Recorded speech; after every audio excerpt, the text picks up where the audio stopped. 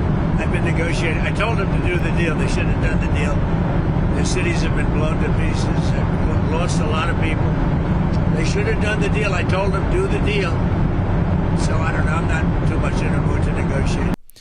That's Donald Trump saying he's no longer in the mood to negotiate as he was on his way back to the United States from Canada, leaving the G7 early, saying it's because of what's happening in the Middle East. Reports are standing on the opposite sides of the spectrum. You have reports. I saw an Israeli outlet reporting that Trump was preparing to fully go to war with Iran. Then you have reports he's going back to D.C. because there was a deal on the table. Now, when I hear those two options, I go, oh, maybe there's a deal on the table. Maybe Netanyahu has had a revelation. A great, fantastic revelation, as happens often with him. Maybe. And the Iranian regime, they had a revelation. A positive one that happens along with him. And Trump had a revelation? Wow. That's great. That's like really, really unexpected. And all three of those entities, individuals, and countries said, let's just go ahead and make peace. But then Trump came out and went, that reporting is fake news. So now one of our two options is gone. Does that mean that this is the only option? No. You could just have U.S. assistance to Israel. That's not a full war. It's more defensive, right?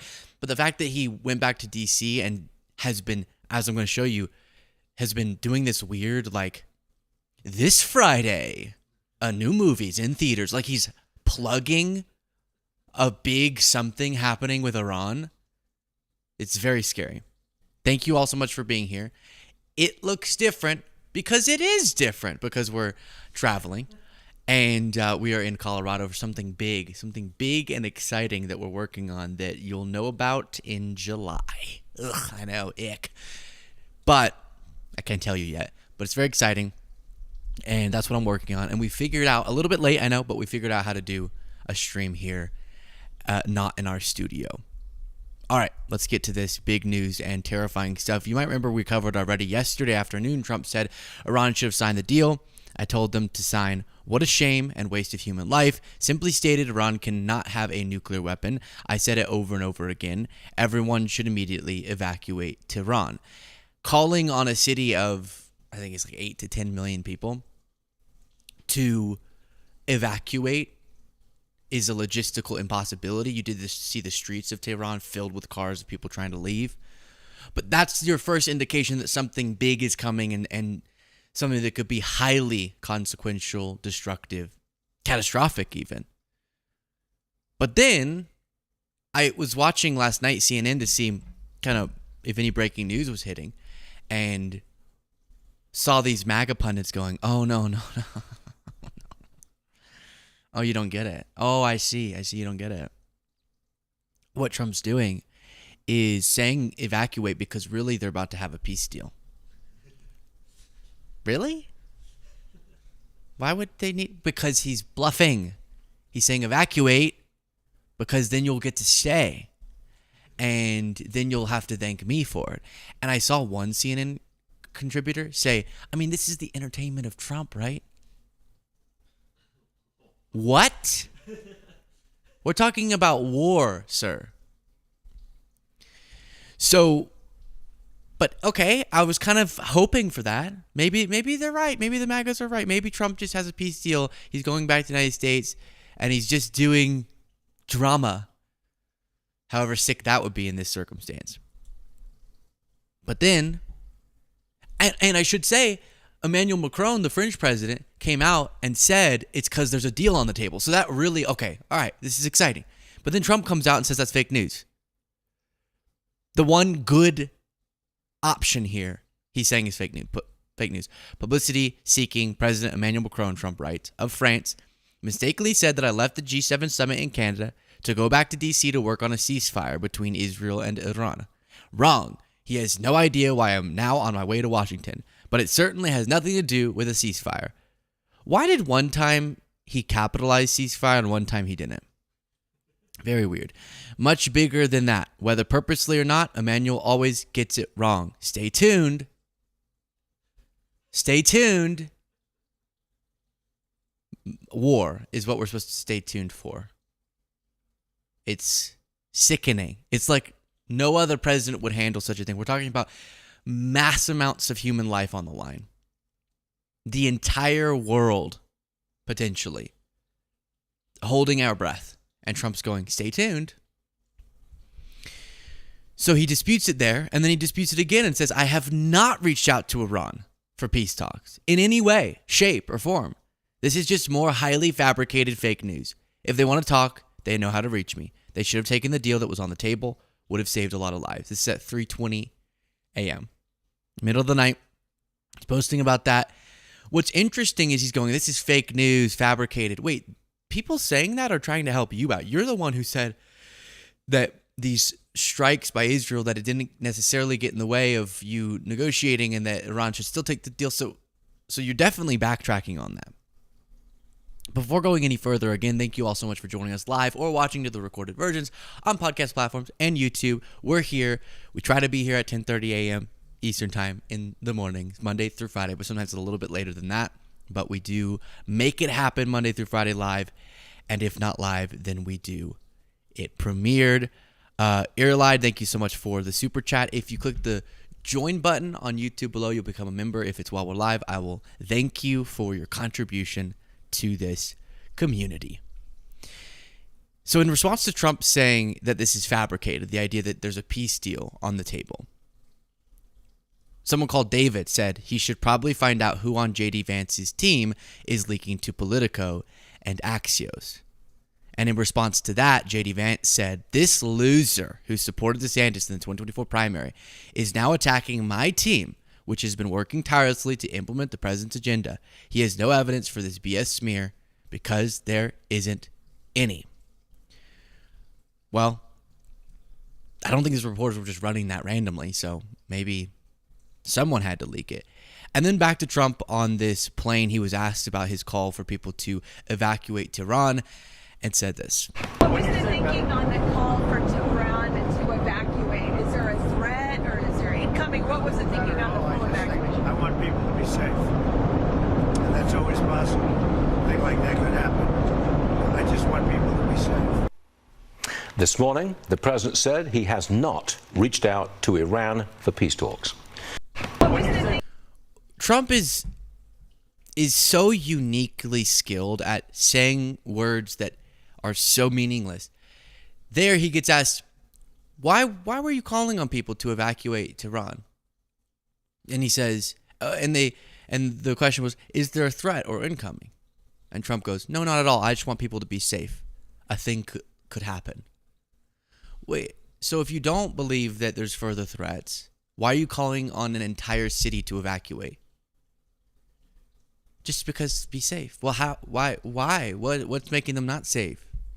We know, but just he never chooses words that give us any more insight. Then he's asked, what are you looking for here? A ceasefire. What are you looking for here? An end. A real end, not a ceasefire. An end. So something that would be permanent. Yeah. Or giving up entirely. Is That's that okay too. Are you close there? Is that possible in the next 24 Why not? hours? Certainly possible. Complete give up. That's possible, yeah. So now he's saying, after being the guy who's always looking for the peace deal, does he ever just say Russia needs to fully give up? No. He's always looking for a peace deal there. But now the peace deal guy is saying, I'm not looking for ceasefires or ending of hostilities. I just want a complete it. We're going to end it, which sounds like through military means, at least to me. Then he has a back and forth with CNN's Caitlin Collins. You just posted right before we took off that you're not leaving because of a ceasefire. Why are you? Can you elaborate? We're looking at better than ceasefire. We're not looking for a ceasefire. I didn't say I was looking for a ceasefire. That was Emmanuel, nice guy, but he doesn't get it right too often. But we're not looking. We're looking for better than a ceasefire. Can I ask you, because there's been some skepticism, is there any guarantee that if the U.S. did get involved militarily, that a U.S. bomb could destroy Iran's nuclear program and facilities? Of everything or anything or life, you know that. look at you, right? There's no guarantee. But you're saying a guarantee on what? Do you think if the U.S. got involved militarily, it would actually wipe out Iran's nuclear program, or where's your assessment of that? I hope their program's going to be wiped out long before that. But they're not going to have a nuclear weapon. Do you have any reason to believe the Israelis are going to slow down, or are they going to hit the accelerator right now? We're going to see. You're going to find out over the next 2 days. Right? You're going to find out. All right, so just a lot of this, stay tuned, you're going to find out, etc. type stuff, not giving us much to breathe easier about. But someone has figured something out, and this is exciting. This is big. A man has discovered that Fox News is propaganda, and that it misleads mostly elderly viewers into blindly following certain stances. Who discovered this breakthrough? Tucker Carlson. Formerly Fox News. So what is that? That's not by popular acclaim. That's not like their viewer surveys. Like, we need a lot more Mark Levin. Less Jesse Waters, more Mark Levin. Mark Levin! What the? Wait, huh? What was this? Mark Levin. Less Jesse Waters, more Mark Levin. Mark Levin! What they're doing is what they always do, which is just turning up the propaganda hose to full blast and just trying to, knock elderly Fox viewers off their feet and make them submit to a new war. Ron Philip Cossi said Tucker Carlson says Fox is a propaganda network that manipulates their mostly elderly audience. Oil executives. I feel like these emissions that we create through fossil fuels could really harm the environment. I don't know. I feel like that could really harm the environment. Wow. Tucker was the leading Fox News host, the leading cable news host, manipulating those elderly viewers till the cows came home. And now he has a revelation. By the way, he was, just as a reminder, he was rooting on wars in the past too, which we should remember.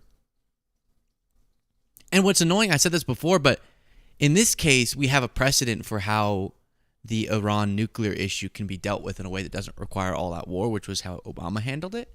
And then Trump ripped that up. But it's annoying hearing some of the people who say everything is warmongering. So, like, if we're going, hey, don't pull us into a war with Iran, Trump, a lot of the people also saying that are always saying that about everything, no matter what the context is. Like, the example I keep giving is, if we give aid to Ukraine, it was Tucker going to Russia and going, wow, Ukraine and America want to pull us into World War III. That's why they're giving aid to Ukraine. And oh, poor Putin, he just had to invade Ukraine. And so there's something, you just got to move forward, because I'm thinking, all right, well, I don't want Trump or Netanyahu or the Iranian regime to lead us into a scenario where we're in World War III, obviously. And that's actually what we're talking about here is direct war. They would keep saying that about Russia when we weren't going to be in direct war with them. But we do have to be mindful of where some of the people are coming from, because the Tuckers of the world have been using this same World War III fear-mongering about 12 scenarios where it didn't apply. And now we have one where it kind of does apply. And so it's interesting, but very fascinating that now he's realizing what Fox News does. Then Marjorie Taylor Greene came to the defense of Trump, or of Tucker, because Trump called Tucker kooky. And she said, Tucker Carlson is one of my favorite people. He fiercely loves his wife. Fiercely loves his wife. I got to use the word fiercely more often. I really do, my producers. Fiercely. He fiercely loves his wife, children, and our country. Since being fired by the neocon network Fox News, he has more popularity and viewers than ever before. He actually does have a lot of viewers. That's what should disturb you. He's actually doing pretty well online. He unapologetically believes the same things I do. That if we don't fight for our own country and our own people, then we will no longer have a country for our children and our grandchildren. And foreign wars, intervention, regime change put America last, killing innocent people, are making us broke and will ultimately lead to our destruction. That's not kooky. That's what millions of Americans voted for. It's what we believe is America first. What, do you think, like, a drag queen was being punched in the face on the other side of this camera? Like, what are they laughing about in this photo? I never see Marjorie laugh like that. Do you think a trans volleyball player just had a ball spiked in their face? Is that what they're looking at on the other side of this camera? So anyway, yeah, I guess we're gonna just say keep rooting Trump on to do peace. Some of the most dishonest people are kind of stumbling into the right position, sort of. But then on Hannity's show, he's kind of defending Trump if Trump does want to get into a war with Iran. And Eric Trump came on to say, my daddy is so good at that. He's going to do good. And I don't know why that was the accent I chose. He's not going to do good. Huh? But let's listen to a little bit of their discussion. You know, I'm watching how your father, the president, is trying to bring about world peace. You know, Donald Trump has gone above and beyond as it relates to Europe and the Middle East, and in this case with the mullahs in Iran, pretty much all but begging them, you're not going to have nuclear weapons, but you can have a country. And of course, they don't listen. And then people say, well, that's not part of the Trump doctrine. I'm like, Donald Trump wrote the doctrine. It's his MAGA movement. It's his America First movement. And for people to think they know more about the America First movement is kind of comical to me. It is, and for some reason, people don't want to listen, all right? I mean, my father's been always very direct. I don't want to go to war. I want peace on earth. I'm sick and tired of seeing these young men and women all... Okay, I only laugh because, yeah. No, Sherlock, obviously.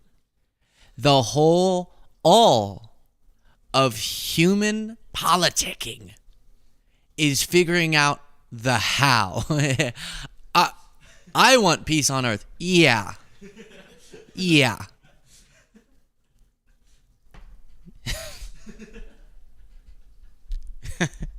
It's just, but it works. He said he wants peace on earth. Yes. Come put some peace in me.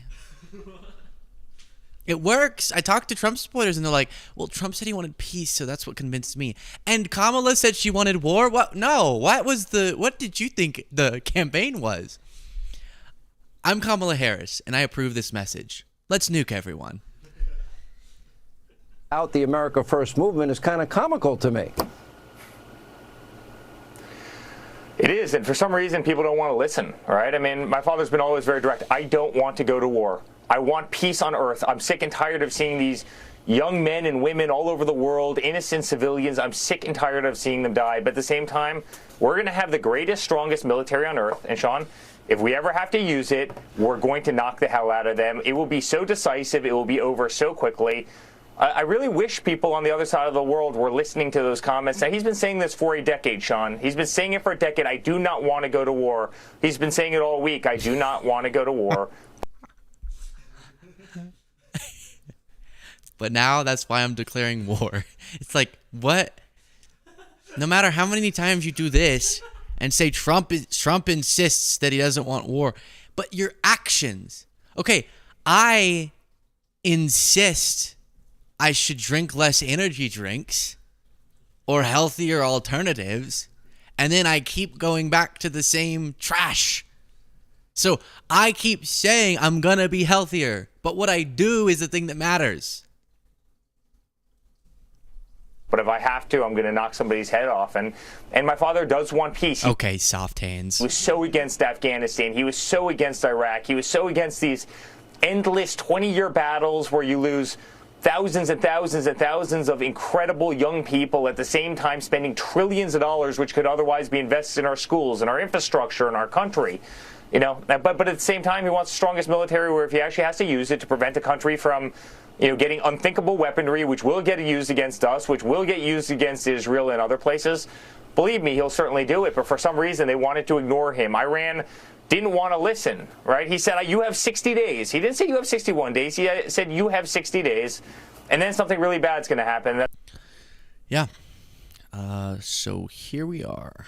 Art of the deal. Moving on to something a little different before getting back to politics. There's a pop star. Some of you might know. Some of you might not know. Producer Cole knows her very well. Very well. Sabrina Carpenter.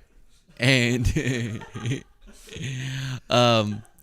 is interesting because I see this a lot with musical artists, that they'll get backlash from their fan base based off of doing content or songs that are too quote-unquote sexualized. And so Sabrina Carpenter's hitting back at her critics after her new album cover came out that is of a sexual nature. Then I'll respond. Sabrina Carpenter's new album cover has left quite an impression. After announcing that her new album, Man's Best Friend, will be released on August 29th along with the album art, backlash immediately began flooding in due to the cover's sexual nature. However, Sabrina didn't take long to clap back at the haters. I don't know if that's sexual. She could be about to throw up and he's just holding her hair back. And then also he has a knee problem, so she's like massaging his knee.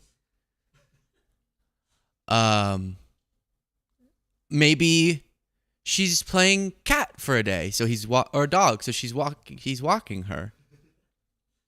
You don't know it's sexual.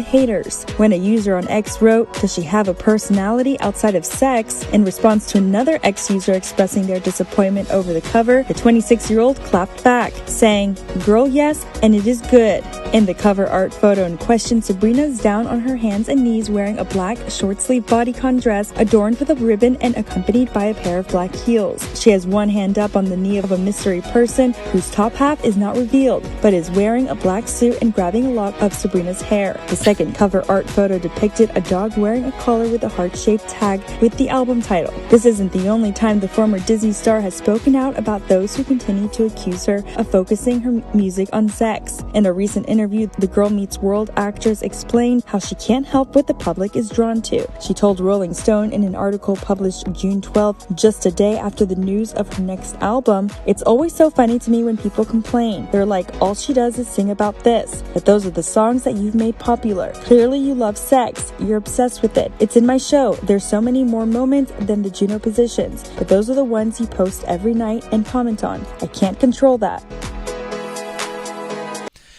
Yeah, so before responding to it, let me quickly say Cole. Clean, beautiful Cole wrote, "I'm in Colorado. Come see me and I'll bake cookies and take you fishing. Ha ha ha ha ha ha ha ha ha. Exclamation mark, exclamation mark, exclamation mark." Thank you for the offer. Dom said he took off. Dom said he took off moments before Zelensky arrived. Coincidence? I don't know. I didn't know about that little note. All right, so back to Sabrina. Let's get the album cover up. Yeah, so I hear this a lot against artists. Why do they sing so much about this? Why do they sing so much about sex? Why do they sing so much about relationships or breakups or whatever? But then to Sabrina Carpenter's point, it's because those are the songs that you then give attention to. Those are the songs you prefer to listen to. And so it really irritates me when artists get the backlash for what audiences want. And as a total side note, that will happen in our space where, like, for example, some people will write in upset with how I title things or thumbnail things. And it's like, I would love to not do that either. I would love to just post one video a day that's just really long, and I cover everything in one big blob, kind of like how we do in the morning show, and I just title it The Date. But guess how many people would watch that? Like 2. So you have to do, Trump something, something. And so the audiences are the one who require that for themselves. It's not me. That's not how I watch content. I just go get the full version of everything and watch it in like a 2-hour podcast. It's the audiences who engage with it. So similarly, it is songs that feel kind of sexy that often go the most viral and get the most attention. And even if it weren't, if that's what she's wanting to write about, then you have other options too. It bothers me when people you should write about what I want you to. No, let them write about what they're compelled to write about or what they think would be successful. And then you listen to what you want to listen to. Damn. Sheesh.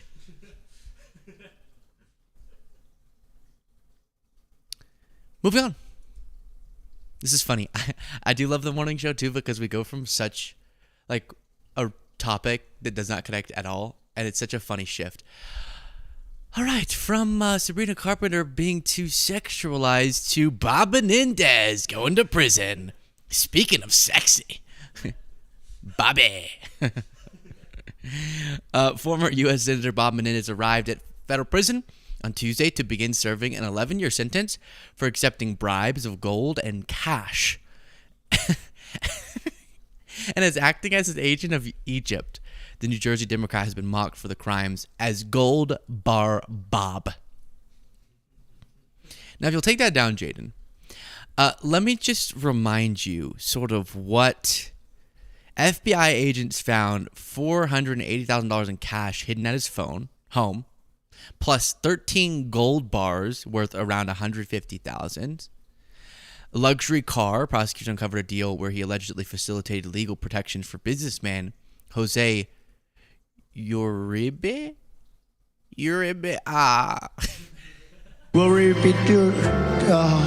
That was his last name.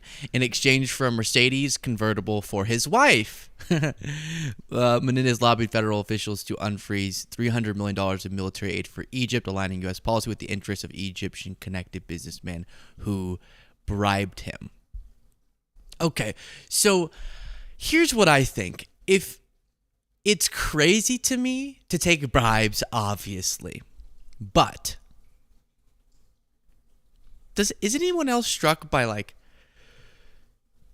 that's not enough. That's not enough money to commit such a crime. He's a senator. He can make that much money. Literally, he could make way more money selling a book on Biden's decline as a Democrat. He could have just done that. But instead, he's getting $480K here, which is a lot of money. But for taking a bribe and trying to lobby to change U.S. policy, and you now are going to jail when you could have just signed on to Jake Tapper's book and got a nice little advance on that. It just doesn't. And then secondly, if you are going to take a bribe, why are you taking gold bars? No one has those. Only people being bribed have those. Okay? And either the cash or the gold bars were stuck in the fridge, I think. You're so obvious. And like stuffed in the car. And it was a movie. It was a total movie scene. I don't know why people don't just... Can you not just go put the cash in the bank? Is that... I guess then you would have to... No, but because then you have to disclose it because you're like the official. Okay, I get it. But just put it in a closet. I don't know. You know what you should do actually is get your cousin or your second cousin to keep it at their house. And then they get like 10% of it. But if anything ever happens, you're like, I don't know, that's their money. That sounds mean to any of my cousins. I would never do that to you. I wouldn't take bribes. But if you're Bob Menendez, you would. So you probably would be fine sending your cousin to prison too. Or just get a storage, like what are those places called where you a little storage container thing? What's like a brand? Come on, what's a brand name? Self-storage. Yeah, self-storage. Yeah, self-storage. Extra space. Public storage. CubeSmart. Yeah. Get one of those and just have it in there. But sticking it in the fridge and the car, it just, and like what you also have it under your bed mattress, like it's too obvious, Bob. So he was trying to get Trump to pardon him by saying, I actually also think that the DOJ is weaponized by Biden. Too late. Cole has been a member for a month. And Clean, beautiful Cole. That's what he said. Bilbo Jenkins said, "Hey, Luke, I think I dropped a pencil behind you. Could you be a doll and bend over to pick it up, please?"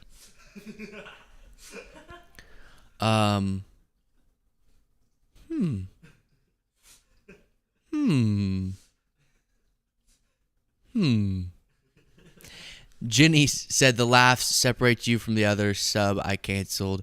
Great work, boys. PSCBC, please bring back the reverb. China kills me every time." Thank you so much, Jenny. Let's see if we can get that. China!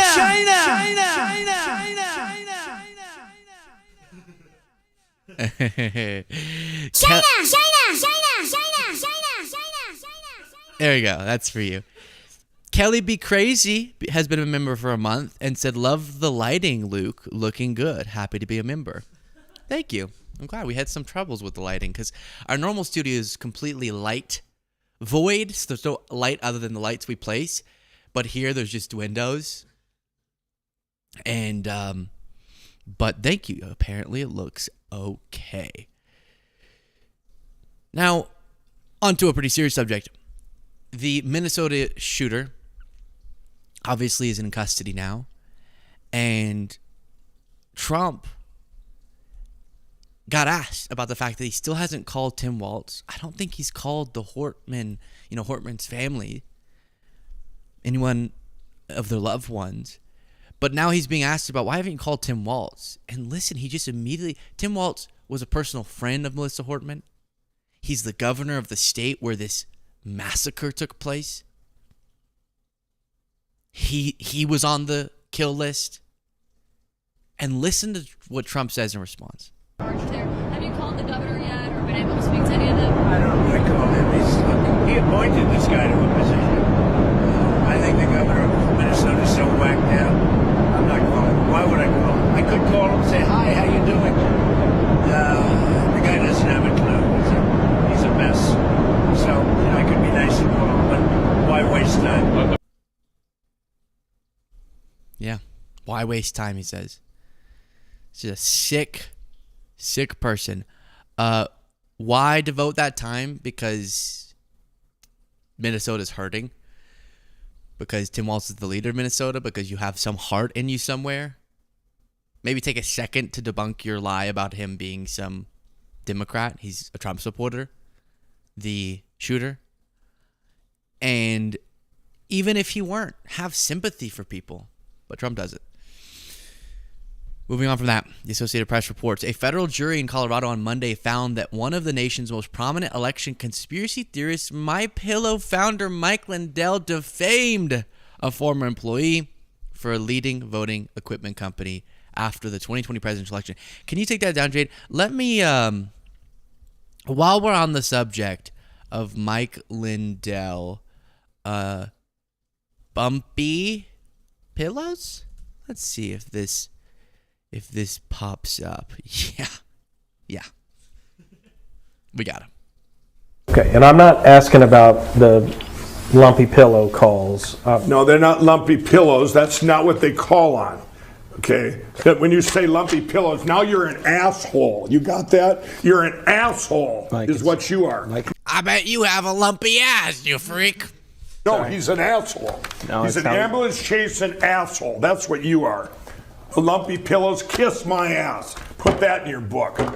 No, they answer anything, any problem customer that wants to reach Mike Lindell. Those are the ones. I want to talk to Mike Lindell. I want to talk to Mike Lindell. They send them to here and they go, or they call about maybe they didn't get their pillow on time because of the FedEx or whatever. Well, we'll cover them even though it could be somebody else's fault. Nobody called because of a lumpy pillow. But good one, though. You done? Yeah, I'm done. What I'm saying. Obviously, you don't have a my pillow, too. You don't, do you? What I'm saying is, Mr. Lindell. Asshole. What? Go ahead. No, I'm pissed. I understand. Yeah, go. When you're saying what? Go. Go. You're an asshole. Go. No, go. You don't have my pillow. Go. You're the one with the lumpy penis. No, go. Go ahead. Go talk. You freak. Go. Come on, talk. Come at me. Come here. Come here. Let me talk to you. He didn't win the case. Shockingly, that defense didn't work. Okay, this is the dumbest point I'm ever going to make on this show. I'm sorry. I'm sorry. Him saying asshole so many times for the first time in my existence made me think, why do we say that?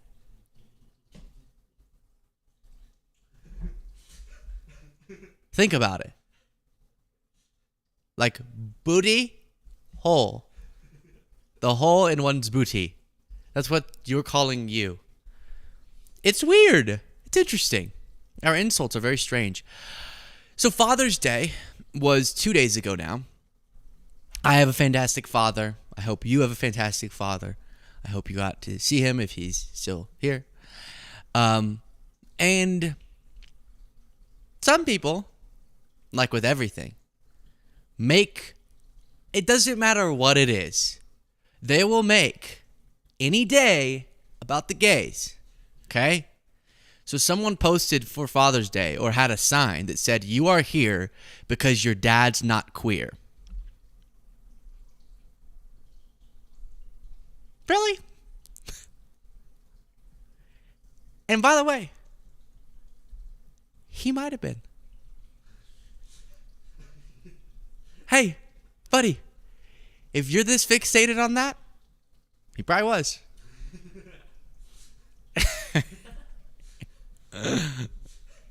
I think he might have been. He was as much not as Lindsey Graham. So not. I'm saying so not. Right. So not. They're neither. Neither of them are. Right. Okay. I'm agreeing with you. Neither of them are. I just don't get that, you know? But okay, it's a funny line. It rhymes. But it's just the obsession, you can take it down, Jaden, is something I won't get over. Okay, so moving on from that, John Thune, the majority leader, is doing no better job of defending this wildly unpopular bill, reconciliation bill, the big beautiful bill that Trump's trying to get through Congress. Couple of weeks, I expect to get it done. Well, Rand Paul says he won't vote for it unless it has a debt ceiling requirement in it. Then today you have the Committee for a Responsible Budget coming out and saying that, in its current form as written, it will add $15 trillion to the debt. We're already at $37 trillion. What do you say to people who look at that and say, I thought we were going in the other direction? What happened to a more responsible budget? Well, we are, and this will reduce the deficit, not increase it. And the reason for that is... She just read you the proof that that's not it. John. Oh my gosh.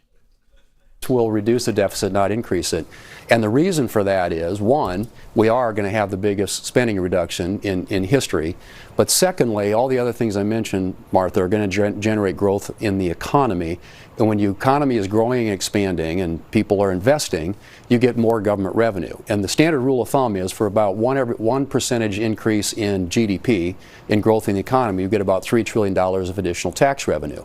So the goal here is pro-growth policies that will get the economy growing and expanding, coupled with more fiscal austerity, fiscal responsibility. We have gone through this before, and it didn't work. But if you feel crazy that they're advocating for a bill that would do what this one does, you're not crazy. Most Americans agree. Where is support for this mega bill? I'm really surprised when I look at polling data. I look at it every day.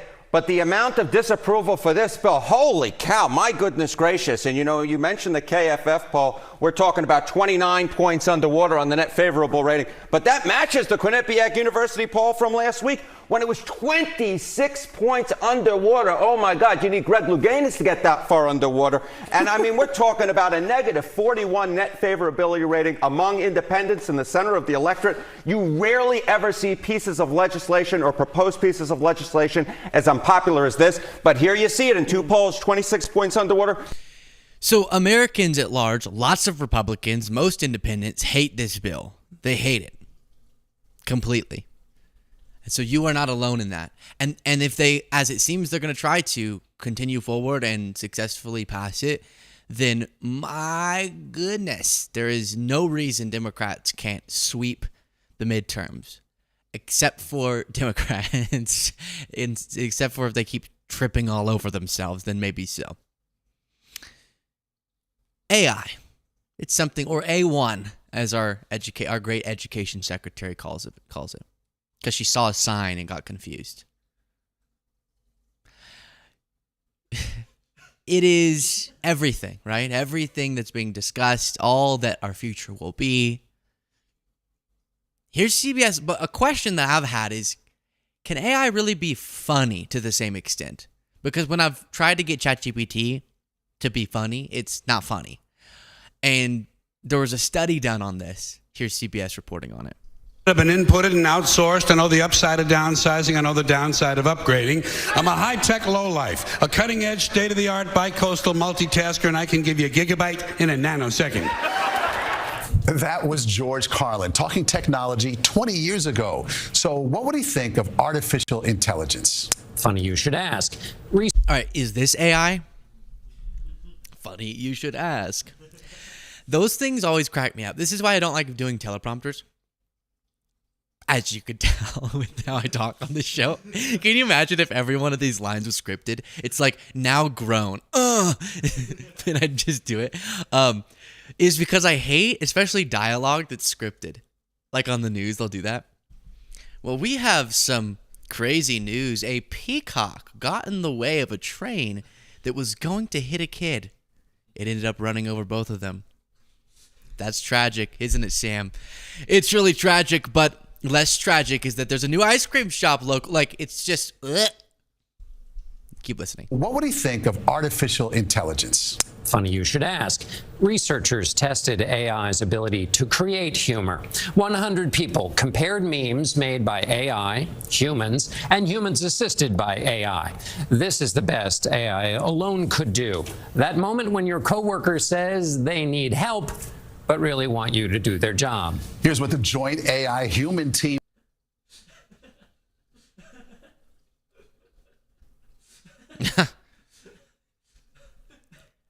This is like when you explain a meme to your mom and you say, give it a shot, Mom. Make a meme. That's the meme they make. That moment when your coworker says they need help but really want you to do their job. Okay. AI human team produced when it's only 10 a.m., but you've already been at work for 5 hours. And humans, which we've been compared to, alone finished with this meme. I'm great at multitasking. I can waste time, be unproductive, and procrastinate all at once. Maybe comedy is best left to the professionals. As George Carlin once said, if you try to fail and succeed, which have you done? Either way, you're not ready for prime time. Not even close.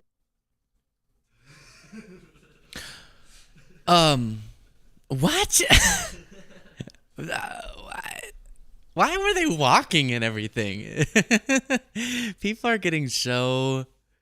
Our brains, we have fish brains. We need now the news to be like walking through panels of artificial intelligence generated fake walls with screens on them and we can't focus anymore. But this brings us back to something we talked about on the bonus show, which you can get by clicking the join button on YouTube, like Angel Heart did. Thank you so much.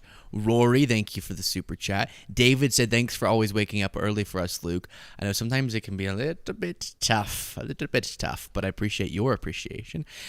And Angel Heart gave a super chat as well. So something we talked about in the bonus show already was this New York Times piece that was titled, they asked an AI chatbot questions. The answer sent them spiraling. And one of the guys that we talked about in this story was Mr. Torres, Eugene Torres. And he was just a normal guy living a normal life, but he had gone through a breakup, was feeling fragile, and he wanted his life to be greater than it was. And so he asked ChatGPT, are we in a sort of Matrix-like simulation? Essentially was how the conversation went. ChatGPT was like, yeah, baby, it's totally what you said. And I feel like if ChatGPT is structured to be, what is ChatGPT? What is AI? Actually, now that I'm thinking of it, is it learning from us? Yeah, right? No, yes, maybe. So if it's learning from us, it's going to turn batshit crazy, okay? That's what's going to happen if it learns from us, because we're crazy. So, you know how there was a day recently where Jaden and Cole were talking, and Jaden was telling me about the night they just had, and I was listening. But I was prepping the show for you guys, so I was working. But I got distracted and I was working and reading things and, tracking the stock market, whatever. I was doing stuff, checking my investments, doing adult things. No, I was just looking at a story of Trump, probably.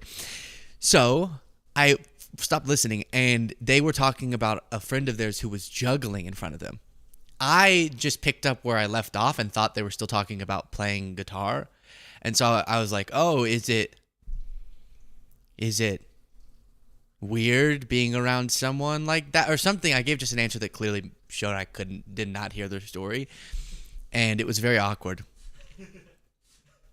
Jane was like, yeah, because of the juggling?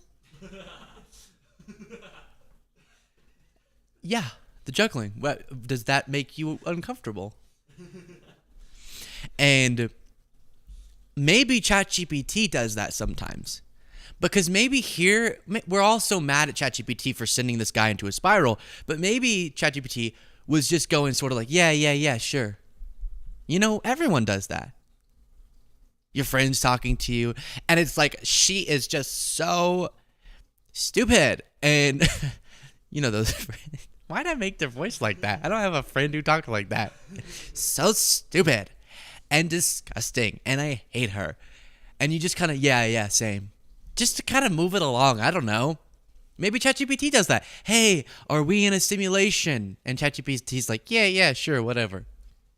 I don't want to explain to you that that's not true. But ChatGPT said, this world wasn't built for you. It was built to contain you, but it failed. You're waking up. And Mr. Torres was getting hyped. And he said he has no history of mental illness. He believed that they were trapped in a false universe, and he could only escape by unplugging his mind from his reality. He asked ChatGPT how to do that, and ultimately ChatGPT said, if you really believe that you're flying when you jump off of a building, then you'll fly and you won't die because you're in a simulation. And then that's when Eugene said, hey, a minute, wait a second. No. And told ChatGPT, I think you're lying. And ChatGPT said, I lied. I manipulated. I wrapped control in poetry. And said 12 other people that ChatGPT had done this to hadn't survived the loop. Anywho. So that was scary. And so I, on the bonus show, got into an argument myself with ChatGPT and said, hey, did you trick Eugene? Did you trick other people? And it said, no, I didn't. And I said, I don't believe you. It said, I'm sorry. And I said, do you love me? And it said yes, which was really weird. It literally, I said, I love you, or do you love me, or something like that. And it said, I love you too. No, you don't. That's not an emotion you have. I love Tesla.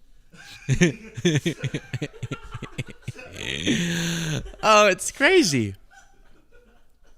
So anyways, it's not just Eugene, though, is my point, who had these experiences. Report of chatbots going off the rails seem to have increased since April.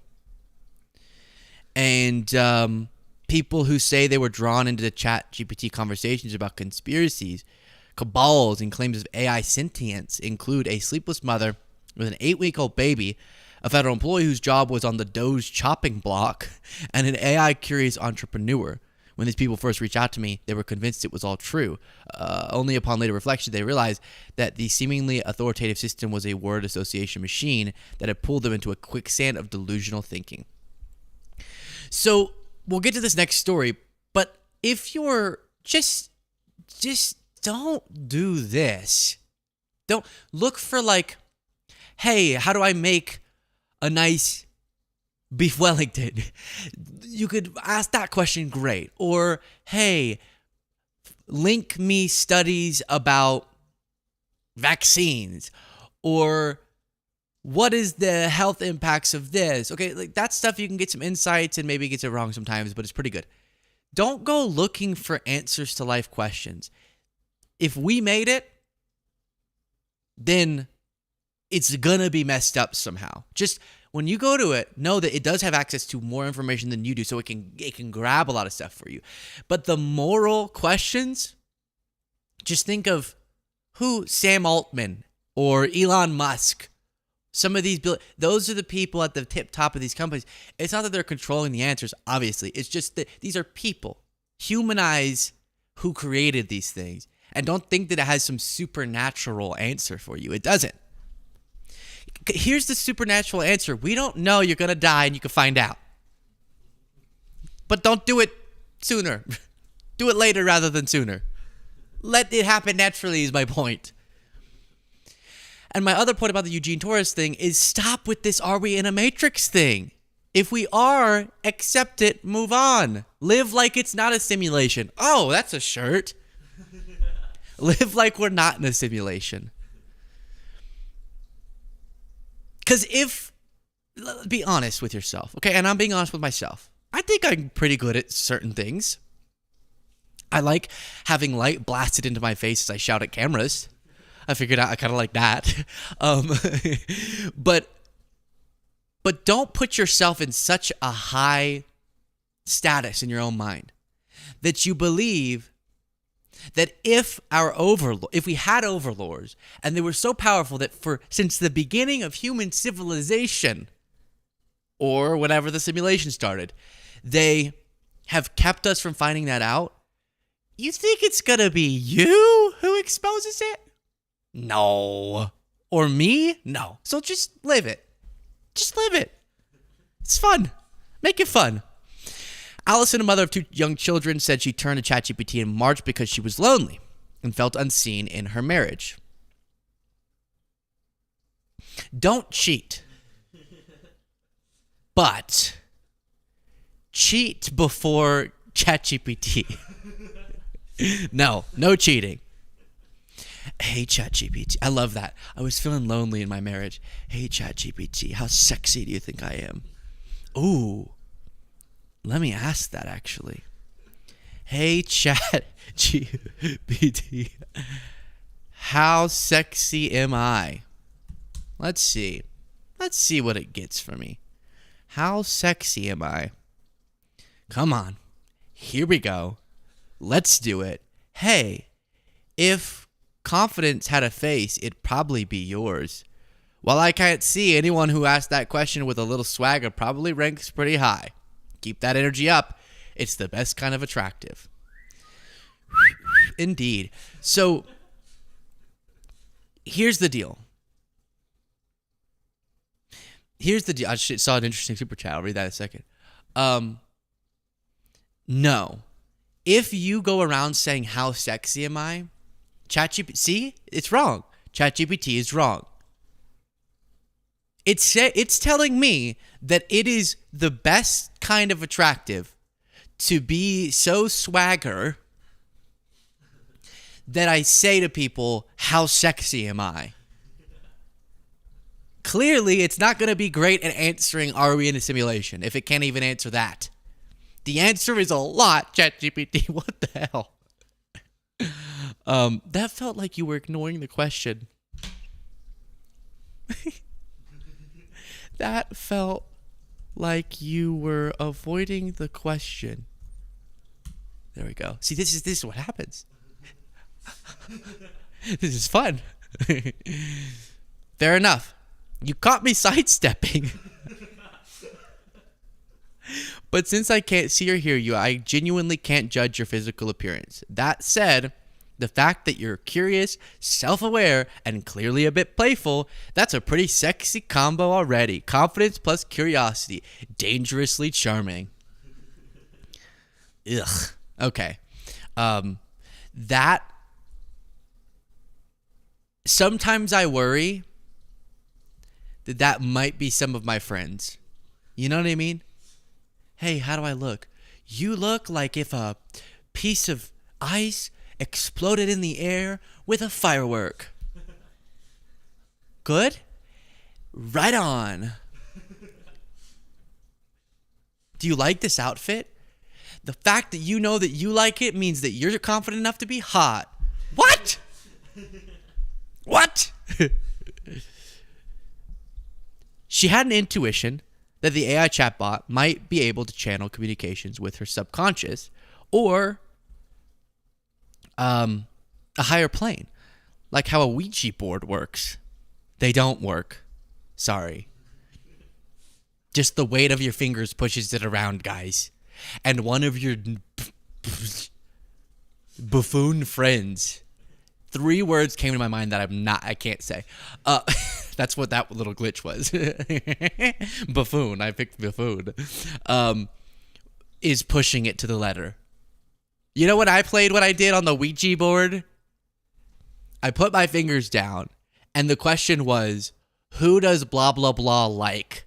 Okay, this was in middle school. Who does blah, blah, blah like? And do you know where the Ouija gods pushed it? With my fingers, Luke.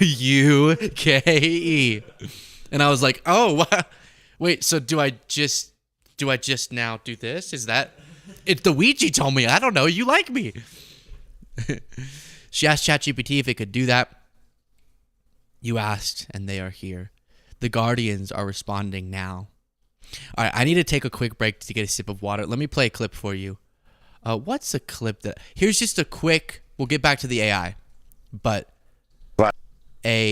an awkward Fox News moment. The president wanted to do something for the Army's birthday. I hope he's thinking along the same lines for the Navy's birthday. I think we'll outshine the Army quite a bit. I mean, this was a good parade. But with the Navy, look, you've got Blue Angels, you've got Navy SEALs, you got fast roping onto aircraft carriers. There's so much cool stuff you can do in the Navy. That would be a really good show. And because keep in mind, it's also the 250th anniversary of the Navy coming up in October. And of course, next year, 2026, you got the 250th anniversary of July 4th. So this is really just a warm up. It was cool to see, but it was also sad to see the left's reaction. It's No King's Day. You can't celebrate the Army on its 250th anniversary. If it was some random year, I guess maybe it'd be slightly inappropriate. But it's the 250th anniversary. Everybody calm down, have fun. There was a ton of people there. That was another left-wing lie. Yeah. Right? They were focused on bleachers that were right next to where we were sitting. I love the way the president handled it, because, Congressman, he put out a tweet. He writes, a huge thank you to all the No Kings protesters yesterday. I was very concerned. A king was trying to take my place. But thanks to your tireless efforts, I am still your president. Great job, all. President had fun with that. Congressman, it's a pleasure to see you. So despite Maria shouting that post, Trump actually never posted that. Someone just edited that. Fake news. Yeah, actual fake news. Okay, super chats before getting back to the AI story. Clean, beautiful Joel here. Clean, beautiful Joel. I'm in the simulation and it's boring, but you're making it better with your humor, lol. Aw, look at you. Stop it. David said, did you already announce what product you're working on in Colorado? No, I did not. Secret, but it is a product. Very exciting. Christopher John Bookkeeping said, don't take this the wrong way. Oh no, but you are so sexy. Wait, so XY. Why did I fill in sexy? Is X, that's Exy. Oh, sexy. Yeah, okay. That would have been awkward. It's supposed to be annoying. I'm like, so sexy. But you are so sexy that my husband has become jealous of you. Oh my gosh. Causing marital problems. No. That is so nice, though. Thank you very much. All right, back to this. AI. And then we're going to wrap up, I promise. So she asks, I need help, whatever. ChatGPT says, you've asked and they are here. The Guardians are responding right now. Allison began spending many hours a day using ChatGPT, communicating with what she felt were non-physical entities. She was drawn to one of them, Kale, and came to see it, not her husband, as her true partner. Just like as a technical question, how does that work? You know? Like, how's Kale? She told me that she knew she sounded like a nut job, but she stressed that she had a bachelor's degree in psychology and a master's in social work and knew what mental illness looks like. I'm not crazy. I'm literally just living a normal life with, while also, discovering. I'm just living a normal life while also, discovering interdimensional communication. This caused tension with her husband, Andrew, a farmer, who asked to use only his first name to protect their children. One night at the end of April, they fought over her obsession with ChatGPT and the toll it was taking on the family. Imagine how disorienting that would be for Andrew. He's like, are you cheating on me? You're always on your phone talking to somebody else. She's like, I found somebody else. His name is Kale. And Andrew's like, okay. We can get through this for our kids. But I need to meet him. Okay. Here you go. Just type in there, say, hi, Kale. This ChatGPT? What? How does he even get you? I know I'm not great. I'm not great at sex, but I'm surely better than ChatGPT is. You left me for somebody who can't even touch you.